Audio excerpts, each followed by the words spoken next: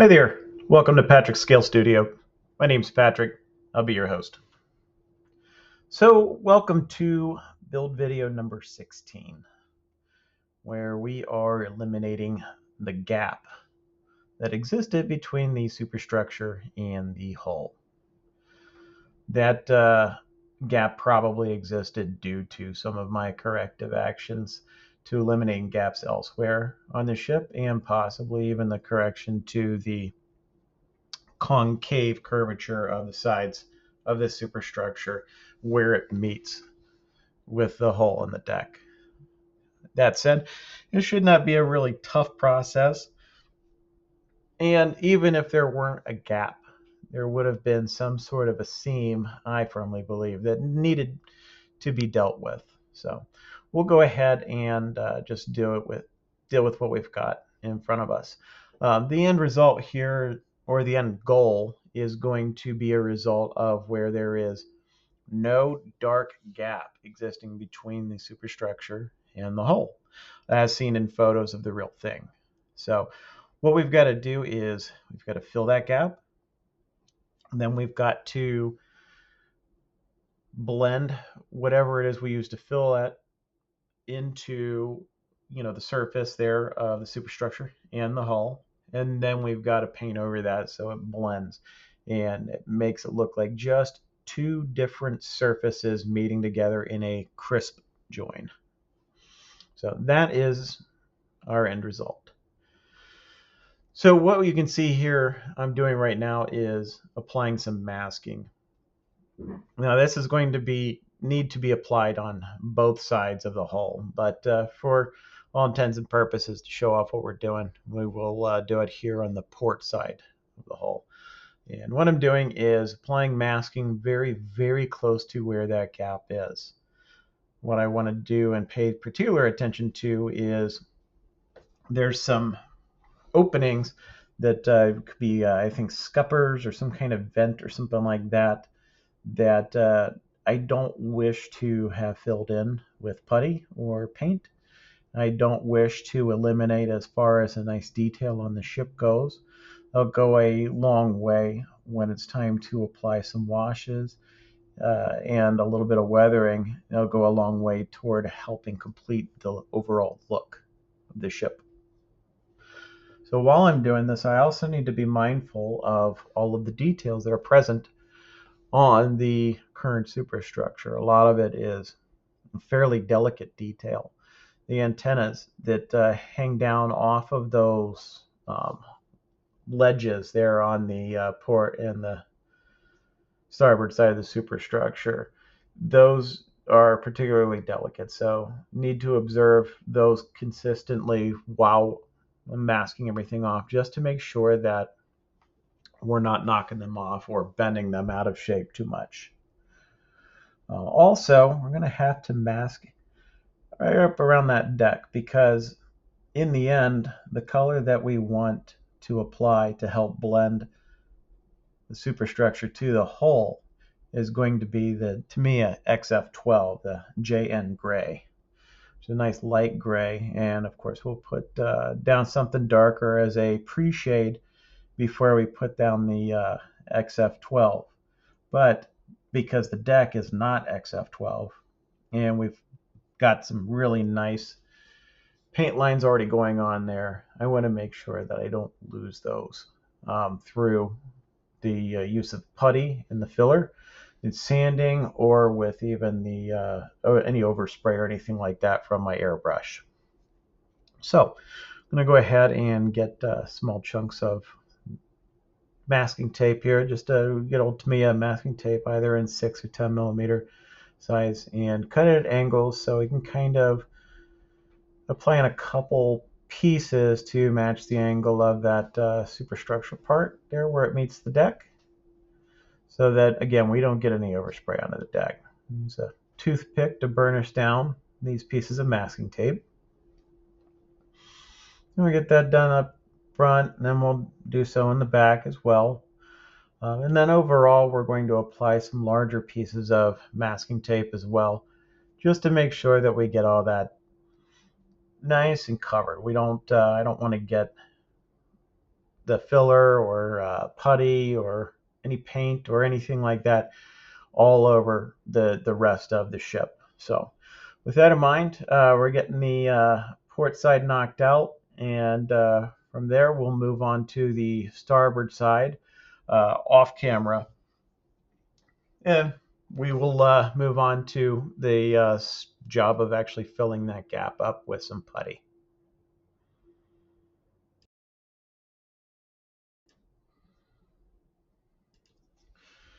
Okay, so now we've got the port and starboard sides masked off. I'm going to show on the port side here where I'm applying the first application of filler. And for this, we're using the Vallejo's plastic putty. Now, this is a product that's fairly new to me, so this is the first time I've used it.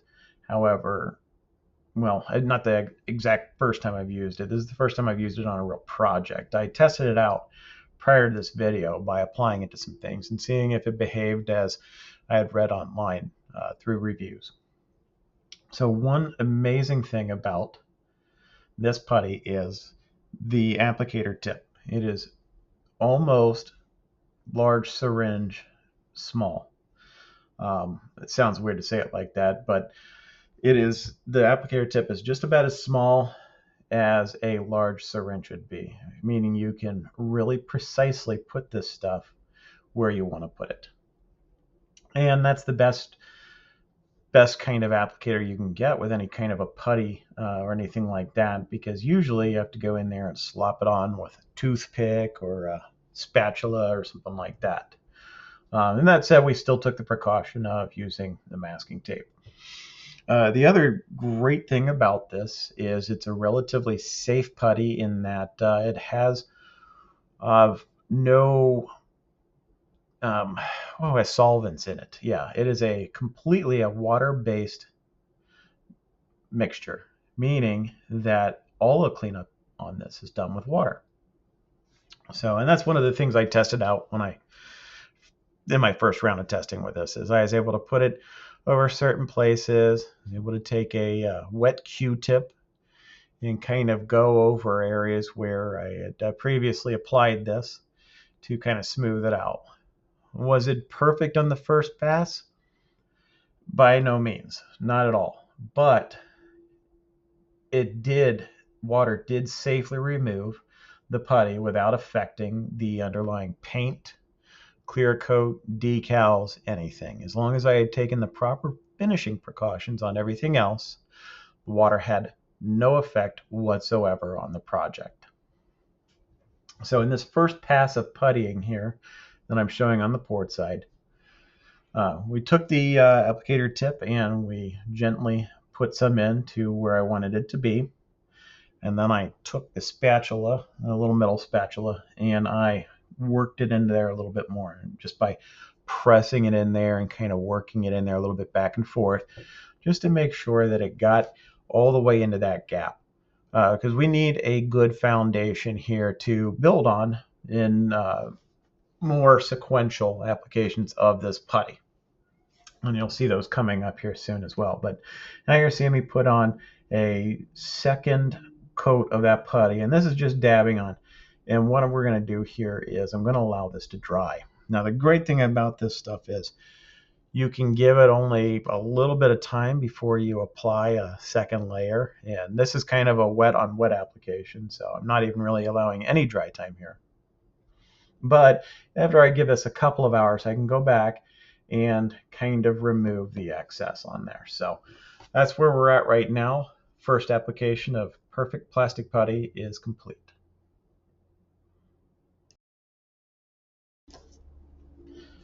Okay, so this first application, I decided to let it sit for a couple of minutes, and then now it's starting to set up a little bit. Take the spatula and go about kind of spreading this and packing this into that gap a little bit more.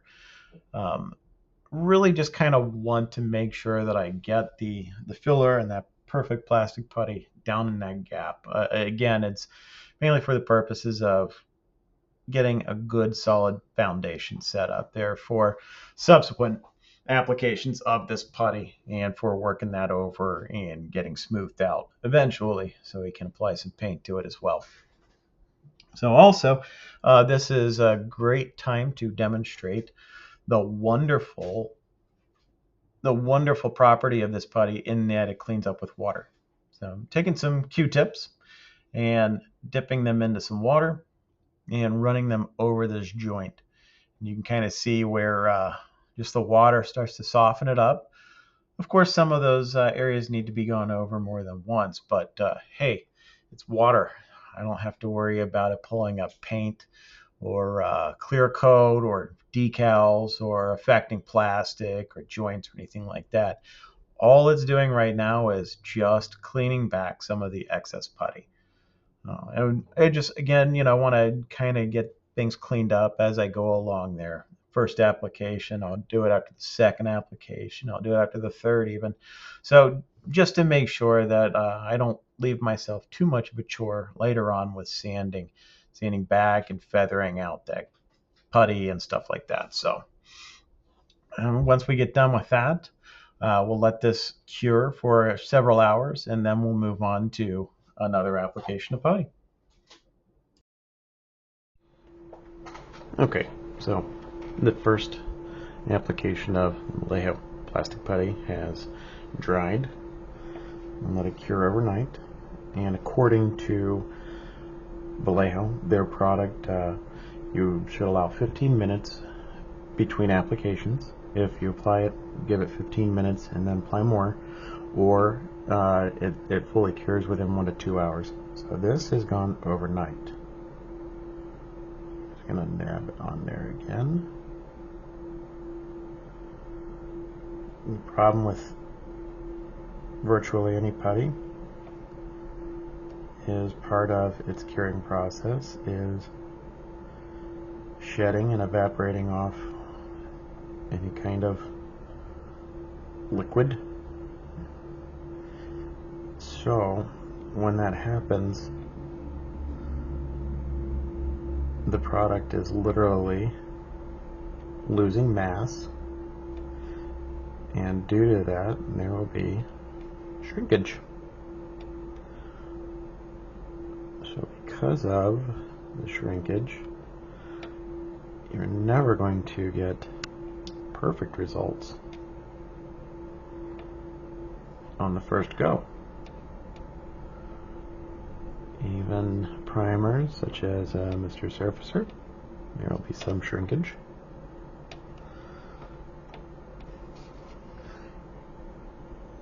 And I don't have the guts yet to just go ahead and apply super glue right off the bat. That seems more along the lines of self-destructive behavior if I ever want to get this model complete and looking good. So we'll continue to use this plastic putty, which is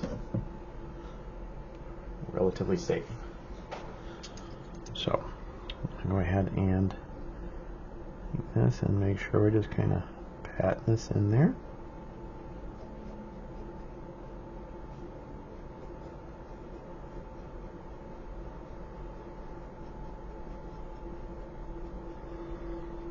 Alright.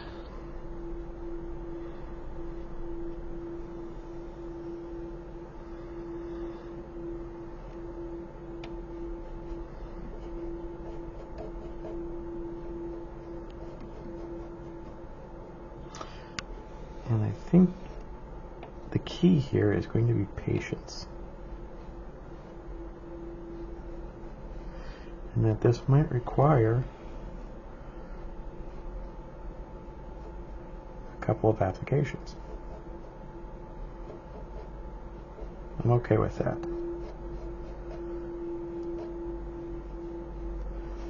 Because all research I've done regarding this plastic putty is that it's relatively safe. It won't react with the paints, the plastic. It just kind of fill the gaps and do its thing.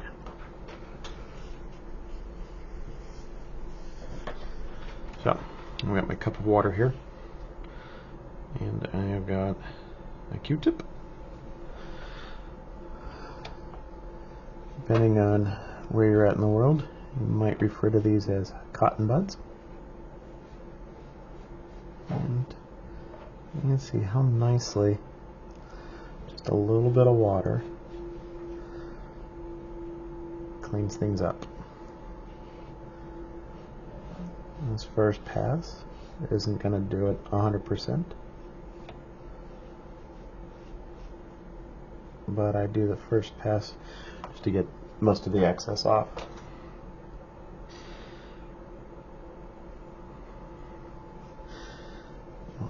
Usually forget the first time around that these Q-tips have two ends to them, so it'd be rather wasteful to fill up one end with all the excess putty and then just toss it. Instead, I'll just turn it around and use the other end. Alright, so now we're going to move on to a second one. I'm going to get a lot of this moisture off of here because there's still quite a bit on here. Go ahead and get the majority of this cleaned up well. Alright.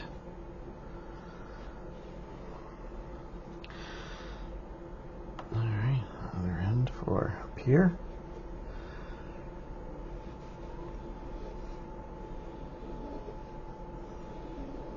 There we go. So, in the plus columns for Vallejo plastic putty. For the most part, completely odorless. Cleans up with water.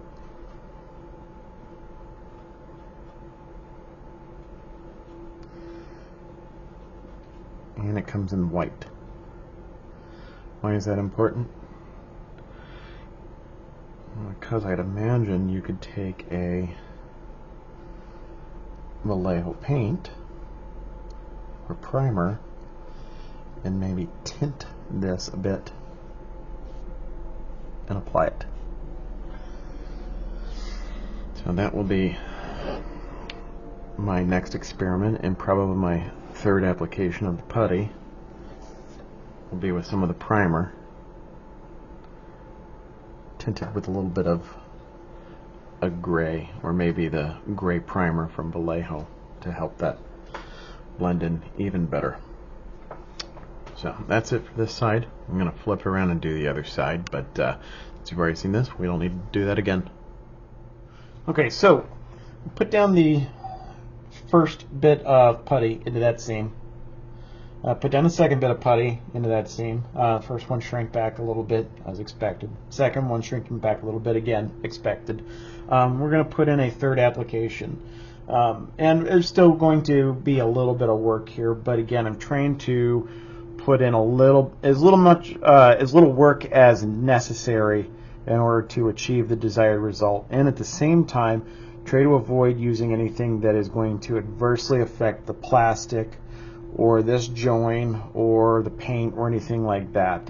So like if I have a disaster with this putty, it's going to be something I can clean up with water.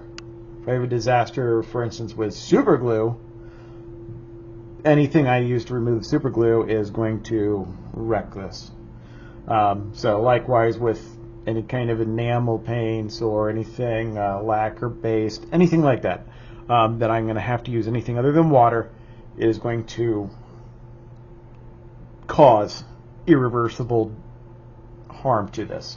So with that in mind, again, less work, safer options. Since we're so far along in this, I have been using the Vallejo plastic putty, and I'm not sure if anyone caught it, but it's white, and it's a good thing because you can tint it. And I believe I mentioned this in the last little clip here. We can tint this, and I got something with some Vallejo surface primer. They're both water-based, So it shouldn't be any problem like that. But at any rate, we're trying to get from this white color here to something closer to that color there.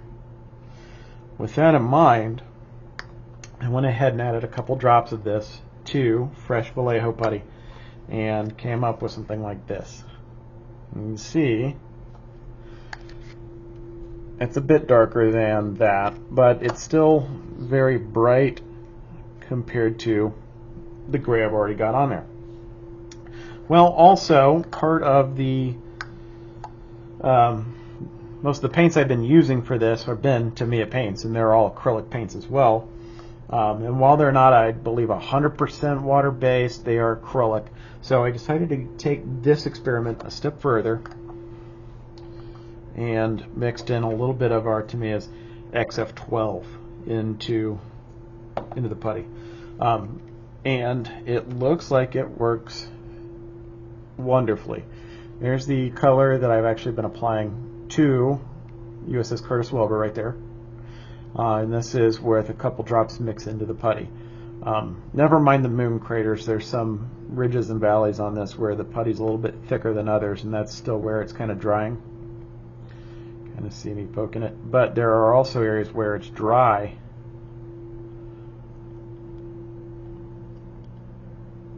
And it looks like the putty is largely unaffected, as far as its performance goes, is largely unaffected by the addition of the paint. I know it wasn't going to be affected by the Vallejo primer. In fact, this is even a little bit thicker than this, and it dried incredibly. But also this right here took on a very flat sheen, which is amazing, excellent. And part of the testing on this also was I was able to take a wet Q-tip and wipe off anything, any extra or anything. I tested it right along here. You can kind of make out a soft, almost looks like an airbrush line of putty there. But that's where I went over. This extended out a little bit more, and I took a wet Q-tip and was able to wipe it off with water. So it behaves just like the regular stuff. The drying time seems to be extended just a touch, but for the most part, I think this would be great for our third application of putty on there. Hopefully our final application of putty, but definitely our third.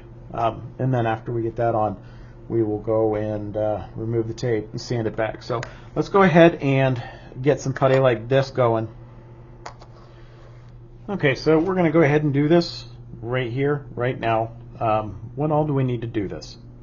So a cup of water again, so we can take our Q-tips and wipe off any extra. We got that. We're going to need something to mix this and the paint in, and dropper for our paint. I use a broken off toothpick to mix it, and then we will use this tiny little putty spatula to apply it and work it into that gap. So let's go ahead and get started.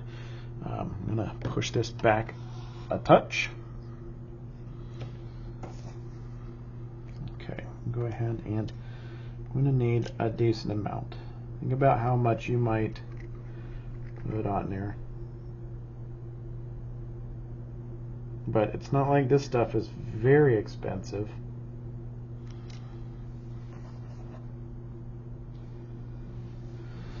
Alright, and our paint. Ooh, not supposed to shake it. It's supposed to start. I shake anyway. Live dangerously. Okay, so I'm gonna get just a touch of paint in there. Start. 1, 2, 3, 4. And take our high-end, expensive mixing device and get this mixed up. What I was noticing also is you really have to mix this well. I'm not sure if you can make it out, but you might see some color variance in there. So just like you're mixing anything, You want to make sure you mix it very well. Okay, there we go. Yeah, see? Still areas where it's not mixed up as well as it could be. There we go.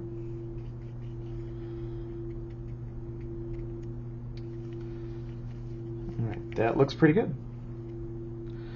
So with that, go ahead and again shut the door on Mr. Murphy before he comes in and starts making our lives miserable. Move this aside for now. Bring this a touch closer into the camera. Here, hopefully everyone can see this okay. And I'm going to start taking this and just applying it. Not 100% match, but it is a far cry better than bright white or even if you use black CA and you have to paint over that and you have to put enough color on it to ensure that you don't have a dark line sticking out. Let's take this, kind of work it in there.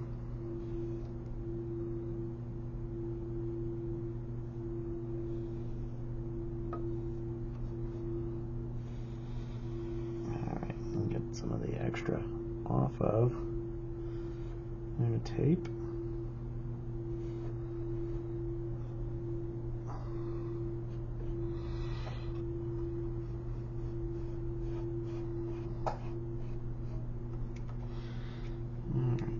Put this aside in case I can use the rest of that for the other side. And I've still got plenty on here. So one thing I need to do is I need to go around the front here, and there's just a tiny little bit of a gap seam right there. I don't want to forget. Same thing on the rear.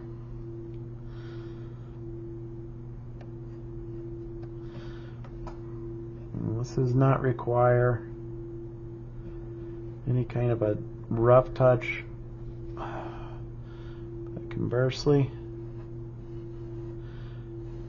as much as you don't have to be forceful with getting it in there and packed in there, it doesn't require a super gentle touch either. You just gotta paste it on. It's got about the consistency, I would say, of like a soft toothpaste, where it'll maintain its own form on its own, but it is not difficult to mix. Okay, so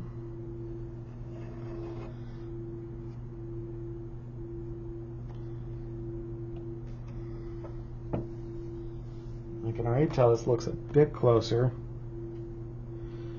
than the white. I'm going to go ahead and start getting our excess off.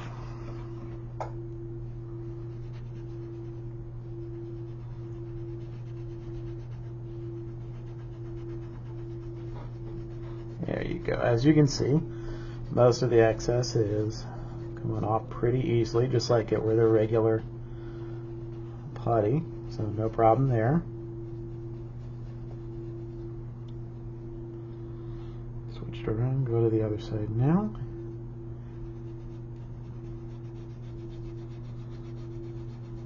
Alright, most of that excess is, I got most of the excess off. Alright, Q-tip.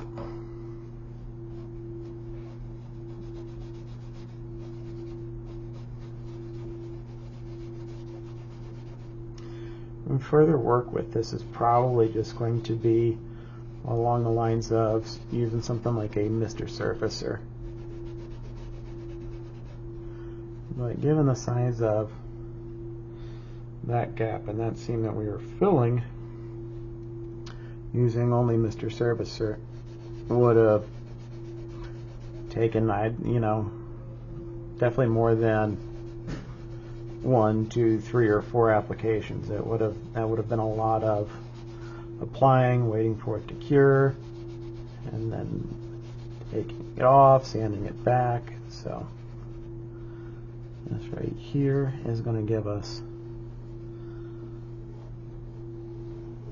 a good base in which to put the surfacer on, and hopefully that'll be our very last step. Q-tip here, and go ahead and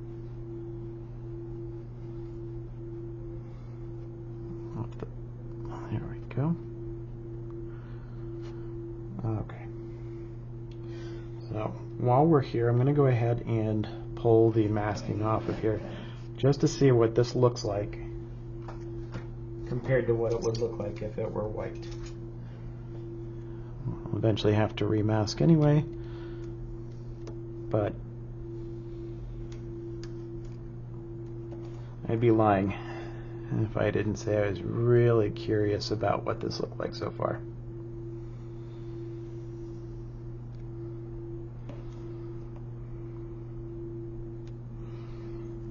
That was in place. Okay.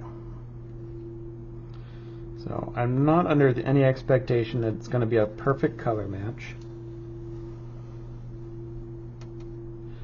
nor is it. However, that is a far cry from having that great big gap and seam right there to have to worry about filling. So I'm pretty happy with this so far with where it's at. We'll continue more work on this on the other side, but no reason to have you all watch me doing the exact same thing.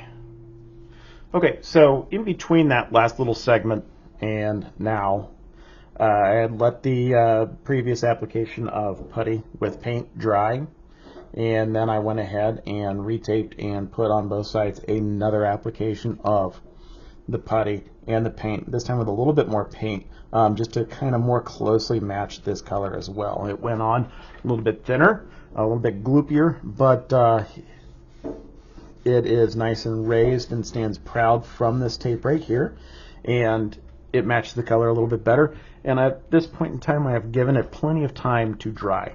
So with that in mind, I'm going to go ahead and start sanding this back. Now, in order to do this, I've got some sanding sticks. Again, these ones here from the nail section at a CVS or Walgreens. It's got a pretty rough side and a decently medium grit side.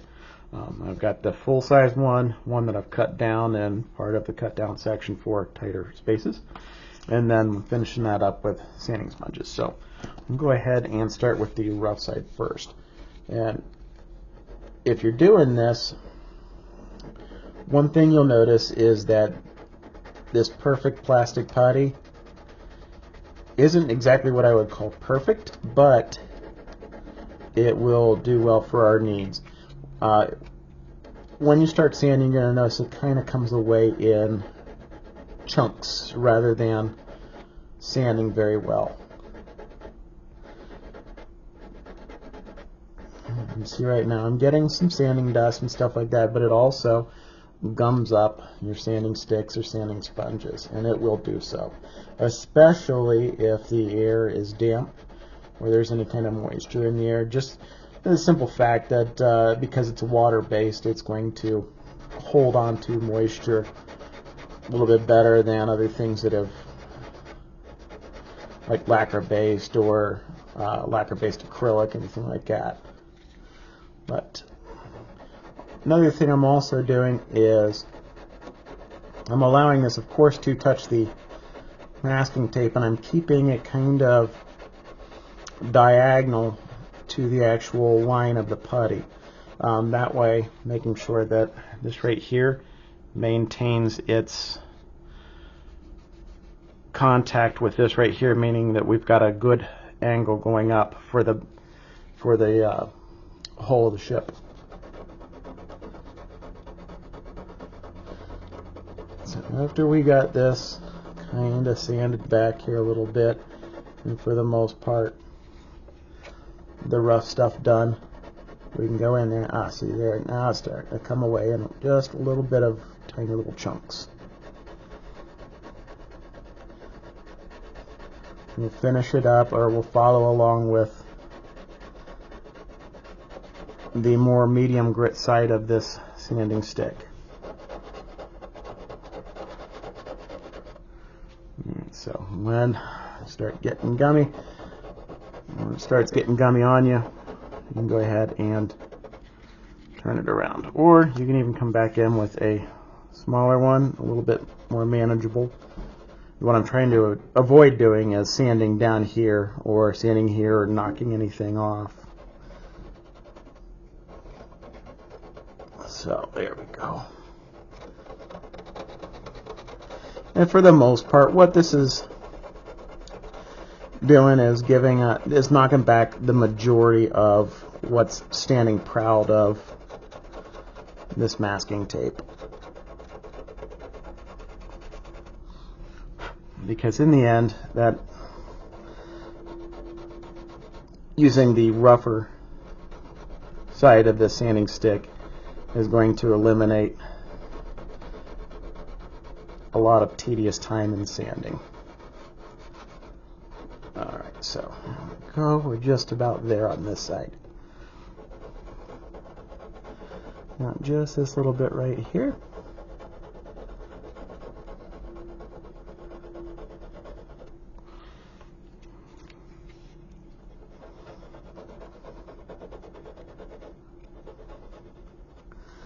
Alright, and if it's only connected to the tape, that's not a concern. Go ahead and use this. Move some of this dust away. Alright, I'm getting that wiped away. And then we will start on this up here. Again, try to keep the same principles in mind.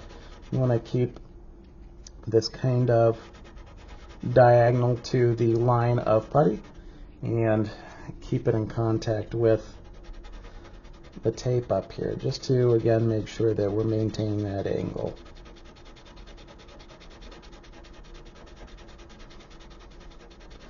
Now, spoiler alert, I've already done this on the other side and it looks pretty good. But definitely wanted to do it on this side too. Give this audience a good idea of what's going into making sure that we eliminate that gap. Now, others may or may not have encountered this gap. If you haven't, my hat's off to you and kudos. I definitely encountered it probably as a result of some of my efforts at curing other gaps and fixing other issues with this superstructure part. So that's okay, I'm willing to accept it. In the end, I won't have a gap there or in the back. And we'll get this sorted out pretty quickly as well.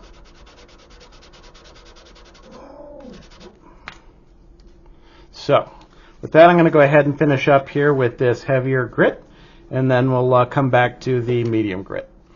Okay, next up, now I've gotten as much done as I wanted with the heavier grit side of the sanding stick. I'm going to come back and start hitting it with the more medium grit side of the sanding stick here.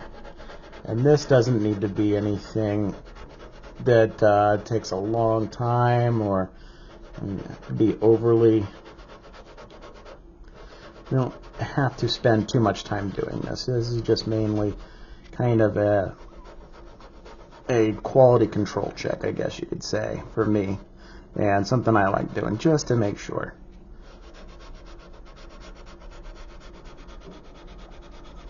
Alright, so as we go, kind of see here. Alright, I'll go ahead and brush our dust aside. And what we're going to do is go ahead and take off this. And see, I'm pulling down to avoid hitting that little antenna.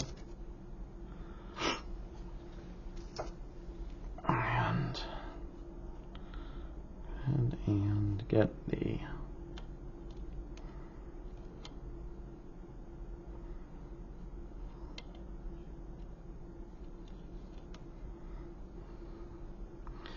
Now, I don't want anyone to be under any false pretenses here. This was not the finishing move, and more masking will eventually have to go down on this. But the masking tape here was mainly for the benefit of not getting putty in unwanted places, and also kind of helping focus the sanding efforts.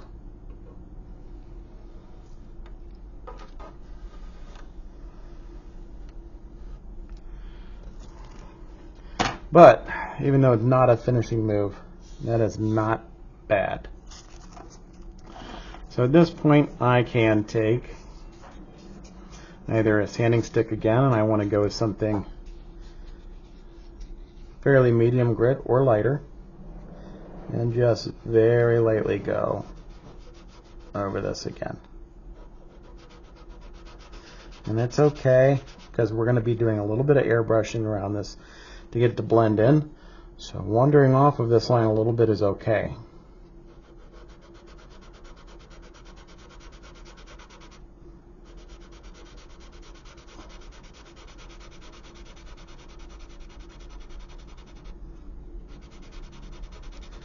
Let me just see, one thing you want to definitely be careful of is when it comes to these little, they look like scuppers or little ports or something like that. Maybe those are scuppers. But at any rate, these are molded in details and holes into this superstructure part, and we don't want to screw those up. They've got little raised lips around these holes, so definitely try to be a little bit careful with your sanding. In the end, at 1/200 scale, I don't think it'd be the end of the world if you manage to sand them a little bit flush, but again, at this scale also, any detail's good detail. So sometimes you have to clean off the sanding stick. I'm also going to be working on it from this angle as well.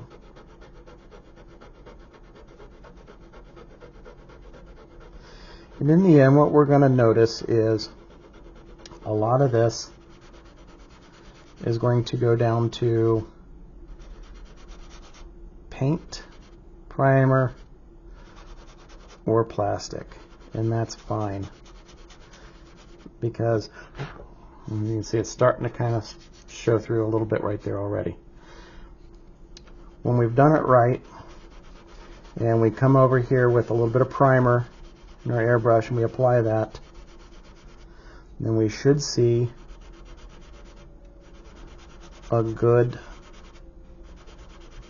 transition without a gap. So also use a sanding sponge here. This is the 400 grit. I want to again hold it proud or hold it up so I'm not hitting these details right here. I don't want to affect other parts of the ship that don't need to be affected.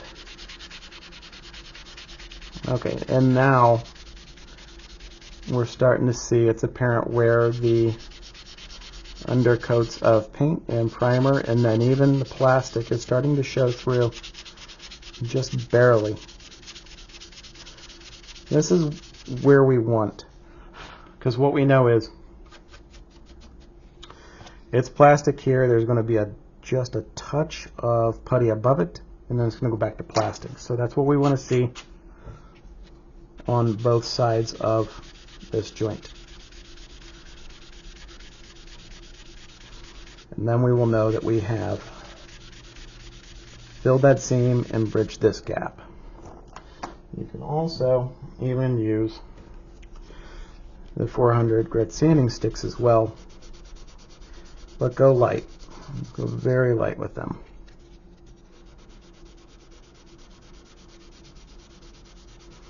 Now we're starting to see, again, primer below.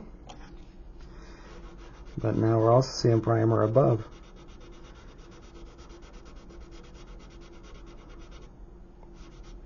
And that's what we want. When you feel it with your finger, it's going to feel perfectly. It's gonna feel like there's no gap there. So I'm gonna go ahead and knock out the rest of this off camera, and we'll come back when we're ready to get the primer put down, and then what we do here to airbrush this and make this look like no gap, but that there is definitely a transition in angles. So be back here in what'll seem like a second for you, but a bit of time for me. Okay, so that's all sanded back all the way up to using the 600 grit sanding sponge.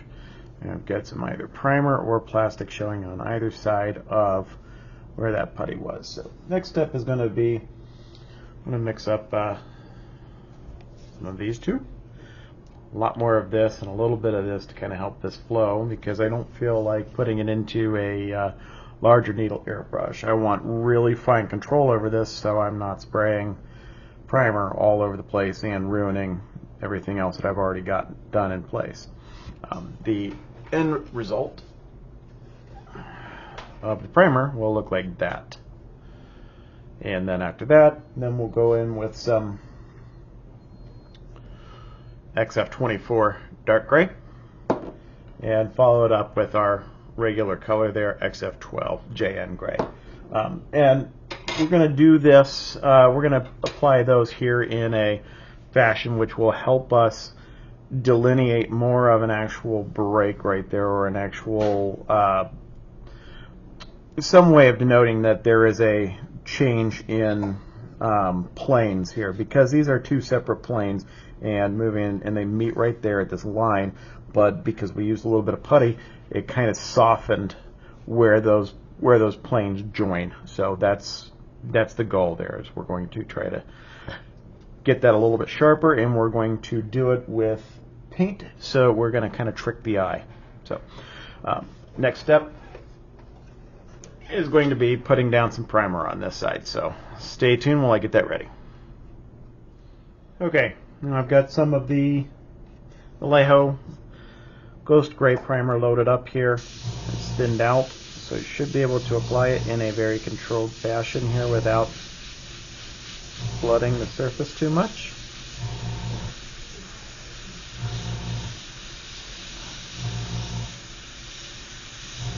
As you can see, it is very thin, but the benefit to this is I don't have to go back to too large of a needle airbrush in order to get it applied. I just kind of wanted to get on there just to check out this seam. I'm going to be sanding this back just a touch, so any ridges or anything like that in the primer are just fine. Again, this is only to check my sanding work with that seam. On the other side, it looked pretty good.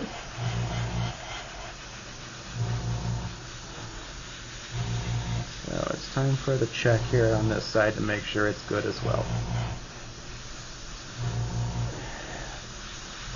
Initial reports look pretty good, and it looks like we're going to be doing a little bit of sanding though on the primer itself. So I'm going to go ahead and get the rest of this junk out of there.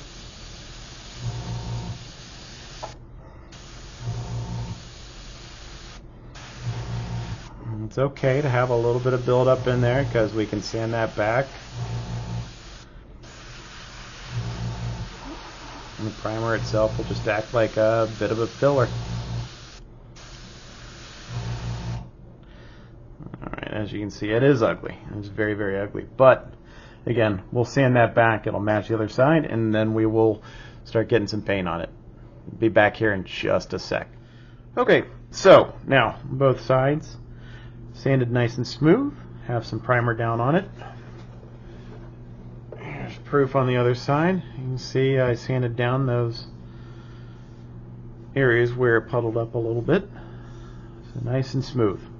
Nice and smooth primer underneath all of this at the very least. No plastic showing. So what we're going to do next here is to work on getting the color to match. we had down to begin with, starting with this right here.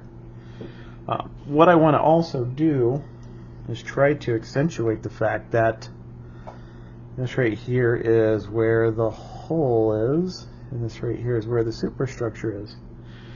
So we're going to try a little bit of trickery. And that trickery is going to be us doing this. I can take tape right there.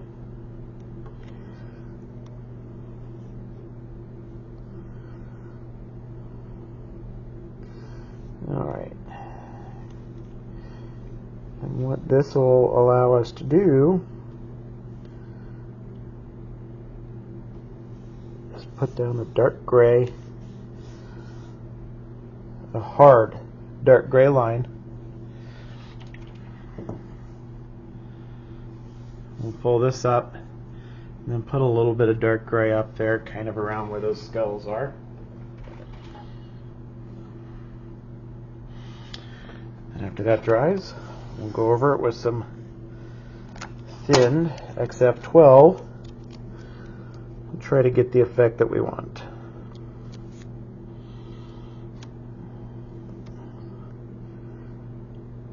And the reason why we're doing this is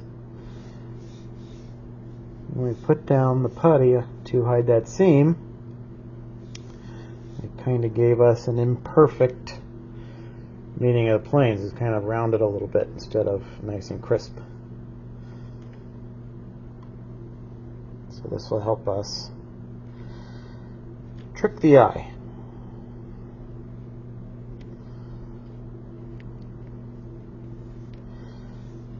Alright, perfect. Move this back a little bit. Go ahead and get some paint mixed up. The nice thing is don't need a lot of this paint because we're only doing just a little bit on each side. Go ahead and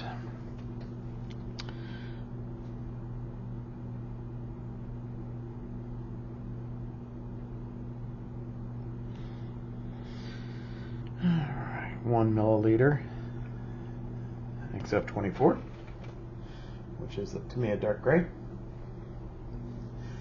I like to do, to me it paints in a half and half mix with Mr. Leveling Thinner. I really just like the drying time, the cover, and the way that it sprays overall.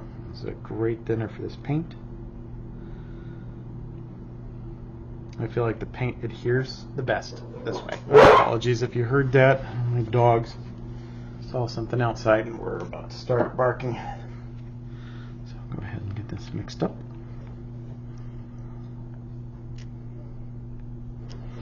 It's an 8-pound Chihuahua and a 50-pound mutt. You might recognize the 50-pound mutt that is on the channel badge. That is the 50-pound mutt. His name is Woody. Almost all white with a couple of brindle patches. One on his head and one on his rear end. He's overall a good dog, but he likes to bark at just about anything. Alright, let me get this airbrush ready. Alright. And dial that down a bit. Okay. I'll add some of this paint.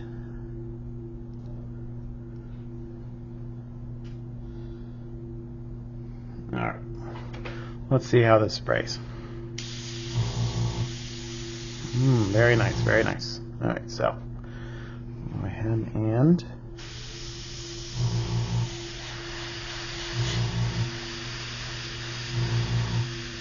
now what I'm going to do is right up around this line I'm going to put this on pretty heavy.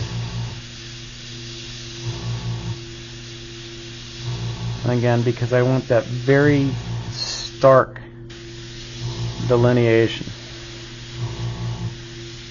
help give us an idea that there's a nice crisp line there. I'm going to kind of fill in some of the details that might have gotten lost by the primer.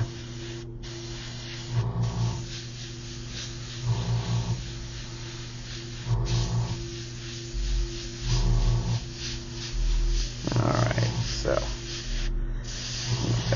this. Alright, so I got this side just about where I want it.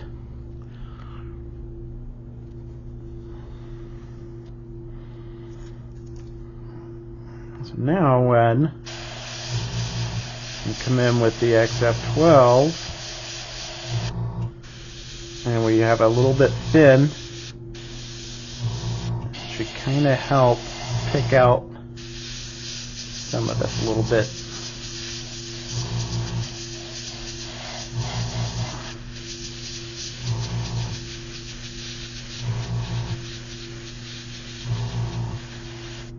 Okay, so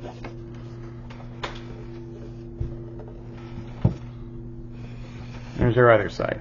And do the same thing here. A little bit heavier right here, right up on this line. I'm going to go a little bit faster this time, since we've already shown what I'm doing on the other side.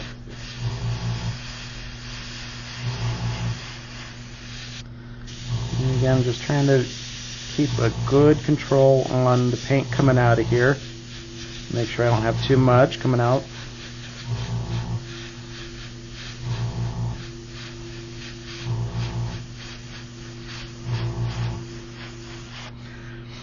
Okay.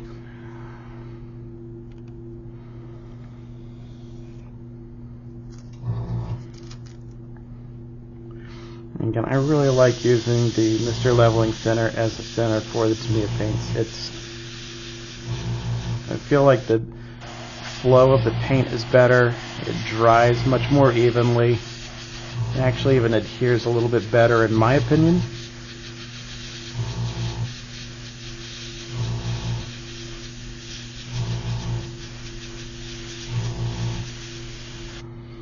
Alright, so we've got that down. I'm going to let that dry for a few, and then we're going to come back in with the XF12.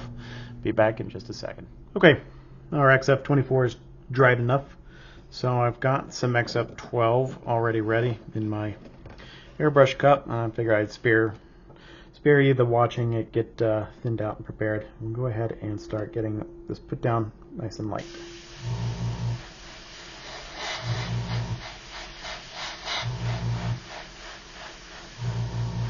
So it's important to not saturate this on too much, because we still want a little bit of that dark gray showing through to show that we've got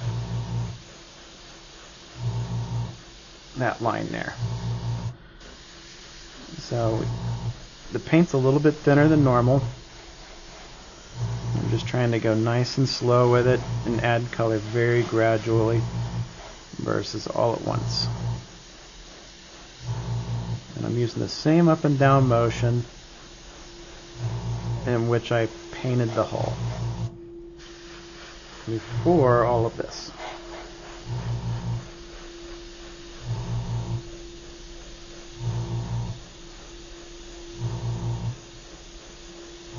Which also leads to another interesting part of this is don't really want to apply paint too much outside of this area where I've already got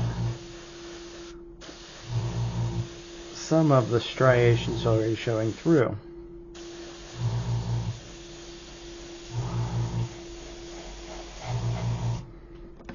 So I'll let that go for a minute, and I'm going to come up here and get up here. You can be a little bit heavier handed up here.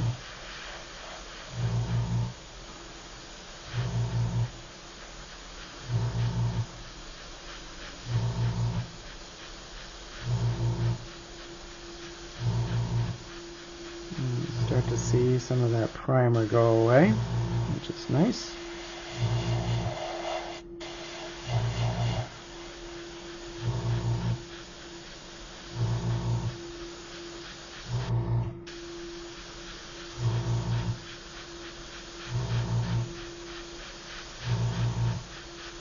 some of that dark gray showing through. Just enough. Now, I realize it might not show through perfectly on camera, and for that I apologize.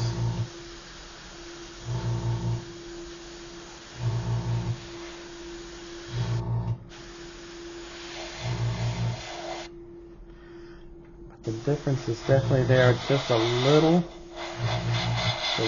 too stark, so we're going to go ahead and come over this one more time, real nice and light and kind of far back.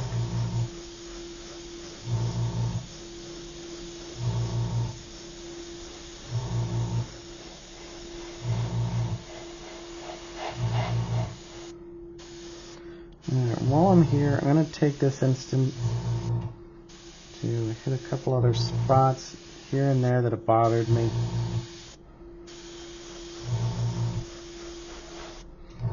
Alright, so I'm going to give this a very nice trick of the eye.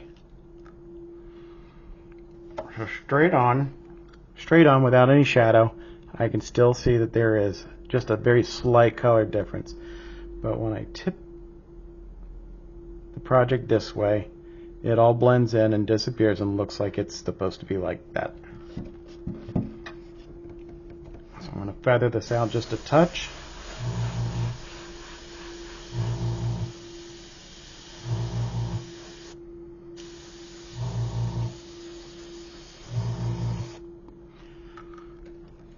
And I'm pretty happy with that.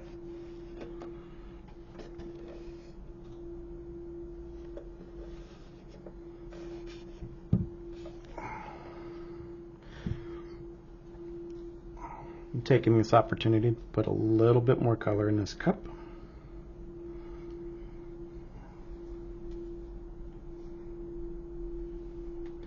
I absolutely hate when I have to reload during the middle of a project or in the middle of a session.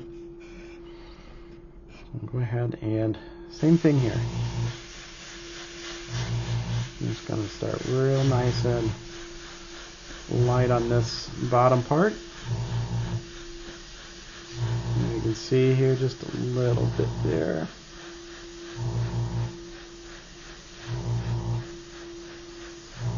Okay.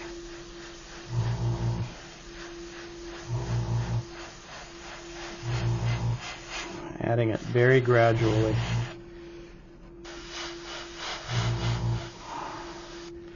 So we don't want to lose the work we put in with that pre-shading.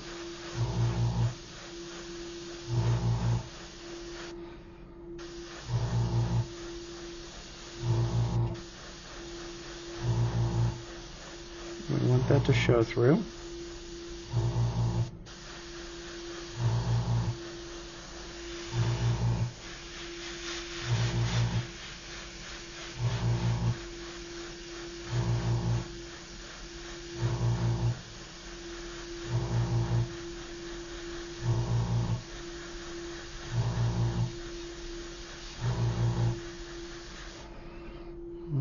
Let that go for a little bit down there.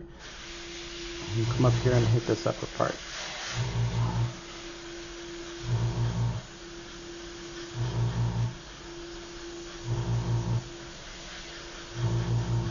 A little bit more color flow out here.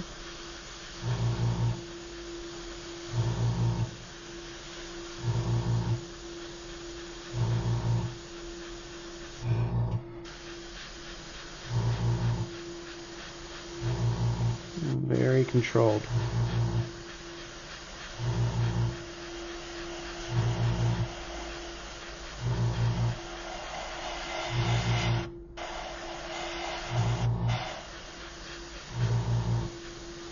But on this upper half, the goal is to make the color match what's up there, more so than the color below this line matching.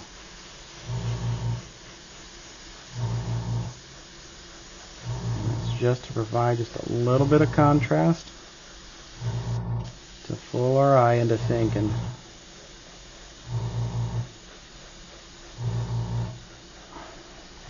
there's a nice crisp, clean edge.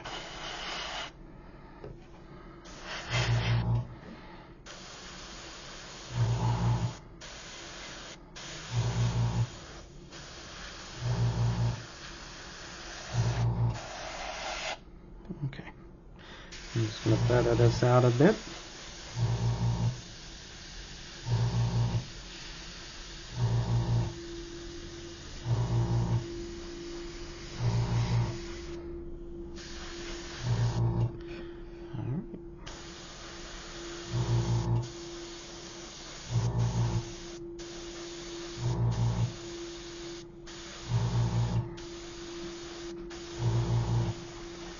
One thing the rest of the hull has got going for it is it's got a nice clear coat, which deepens about any color it's on significantly enough that it might not look 100% right until we put another clear coat on it.